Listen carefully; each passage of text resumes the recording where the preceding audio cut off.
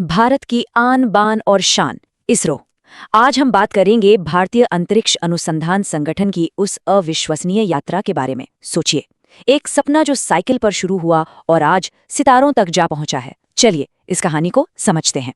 इसरो के एक शुरुआती वैज्ञानिक की एक बात है जो इस पूरे सफर को एक लाइन में बयां कर देती है। उन्होंने कहा था, दोस्त, जरूरी ये नहीं कि हमारी शुरुआत कहाँ से हुई, बल्कि जरूरी ये है कि हम पहुंचते कहाँ हैं। कितनी गहरी बात है ना। यही तो है इसरो की कहानी का सार। ये दिखाती है कि जब सपने बड़े हों और जुनून हो तो कम संसाधन भी आपको रोक नहीं सकते। तो चलिए इसी प्रेरणादायक सफर में थोड़ा और गहरा उतरते हैं। अच्छा, तो कहानी की शुरुआत होती है 60 के दशक से, और एक तस्वीर है जो शायद सबने देखी होगी। एक साइकिल और उस पर रॉकेट के पुर्जे। जी हाँ, साइकिल और बैलगाड़ियों पर रॉकेट के पार्ट्स को लॉन्च पैड तक ले जाया जा रहा था। आप सोच सकते हैं, यही तस्वीर है इसरो की बिल्कुल विनम्र शुरुआत की, उसका सबसे बड़ा प्रतीक। और ये शुरुआत हुई थी केरल के थुम्बा में। वहां एक चर्च को बना दिया गया वैज्ञानिकों का ऑफिस और बिशप का घर बन गया उनकी वर्कशॉप। कमाल है। बस यहीं से डॉक्टर विक्रम साराभाई की लीडरशिप में मुट्ठी भर वैज्ञानिकों की एक टीम ने भारत के स्पेस प्रोग्राम की नींव रखी। सोचिए, उनके पास कोई फैंसी सुविधा ही नहीं थी, लेकिन हाँ, उनकी आंखों में सितारों तक पहुंचने के सपने जरूर थे।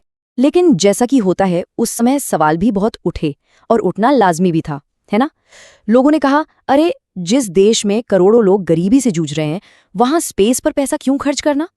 इस तरह की जो बातें थीं, जो आलोचनाएं थीं, उन्होंने इसरो के मिशन को और भी मुश्किल और भी चैलेंजिंग बना दी। पर इन सब सवालों के बीच काम नहीं रुका, बिल्कुल नहीं।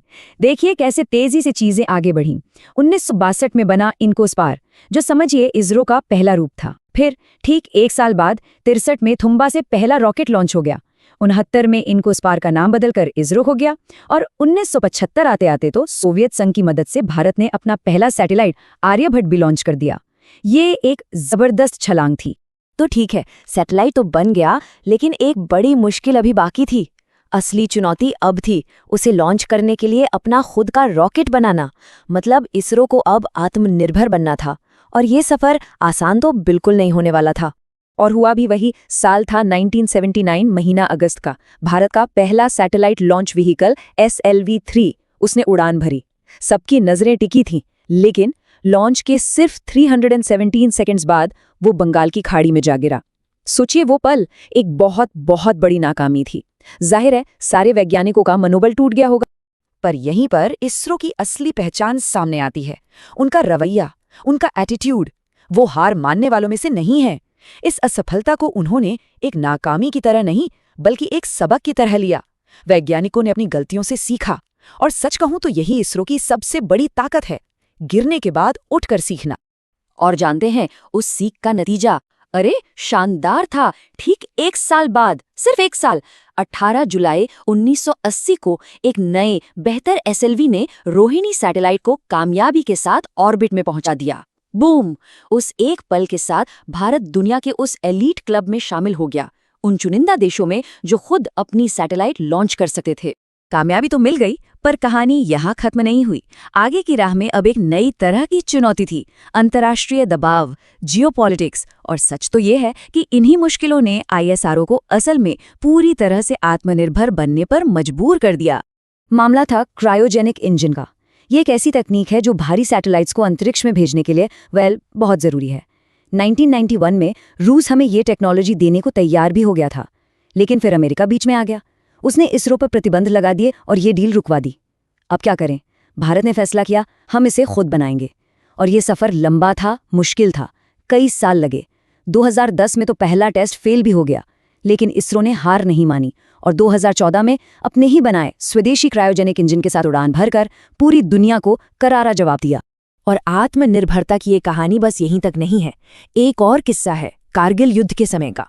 उस वक्त भारत को एक और बड़ा झटका लगा जब हमने अमेरिका से घुसपैठियों की लोकेशन जानने के लिए GPS डेटा मांगा। तो जानते हैं क्या हुआ? उन्होंने साफ मना कर दिया। ये सिर्फ एक इनकार नहीं था, ये भारत के लिए एक सीधी चोट थी, एक अपमान जैसा था। और उस इनकार का जवाब क्या था? नैविक। इसरो ने इसका ऐसा जवाब दिया कि आज हमारे पास भारत का अपना खुद का नेविगेशन सिस्टम है, हमारा अपना GPS, नाम है नैविक। और ये क्यों बनाया गया? ताकि हमें फिर कभी किसी भी देश के आगे झुकना ना पड़े।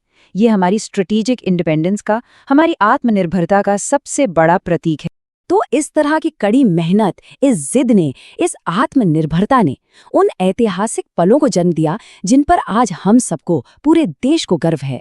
जरा इन उपलब्धियों की लिस्ट पर नजर डालिए। ये कमाल है। 2008 चंद्रयान 1, जिसने दुनिया को बताया कि अरे चांद पर तो पानी है। 2013 मंगलयान, पहले ही अटेम्प्ट में मंगल पर पहुंचने वाला पहला देश बना भारत। सोचिए, 2017 में तो हद ही हो गई, एक ही रॉकेट से 104 सैटेलाइट लॉन्च करके वर्ल्ड रिकॉर्ड बना दिया। और फिर 2023 चंद्रयान 3, चांद के साउथ पोल पर सॉफ्ट लैंडिंग करने वाला पहला और इकलौता देश। इतिहास। अच्छा, चलिए 1 मिनट के लिए मंगलयान मिशन पर वापस चलते हैं। क्या कोई अंदाजा लगा सकता है कि इस पूरे मिशन की लागत कितनी थी? सिर्फ 450 करोड़ रुपए। हाँ, सिर्फ 450 करोड़। ये आंकड़ा अपने आप में तो हैरान करने वाला है ही, लेकिन इसका असली कमाल तो तब पता चलता है जब हम इसकी तुलना किसी और चीज से करते हैं। और ये तुलना आईएसआरओ की असली ताकत को दिखाती है। सुनिए, भारत का मंगल मिशन हॉलीवुड की एक फिल्म ग्रेविटी के बजट से भी सस्ता था। एक असली स्पेस मिशन एक फिल्म से सस्ता। ये है फ्रूगल इनोवेशन, मतलब कम से कम खर्चे में बड़े से बड़ा काम करना। और इस चीज में तो आईएसआरओ को महारत हासिल है, कोई मुकाबला ही नहीं। तो देखिए, जो कहानी एक साइकिल से, एक चर्च के कमरे से शुरू हुई थी, वो हमें चांद और मंगल तक ले आई। यह सफर हमें एक ही बात याद दिलाता है कि अगर इरादे फौलादी हों तो कोई भी शुरुआत छोटी नहीं होती। अब सवाल बस एक ही बचता है, ये तो बस शुरुआत है। भविष्य में आईएसआरओ हमें और कौन सी नई अनछुई ऊंचाइयों पर ले जाएगा।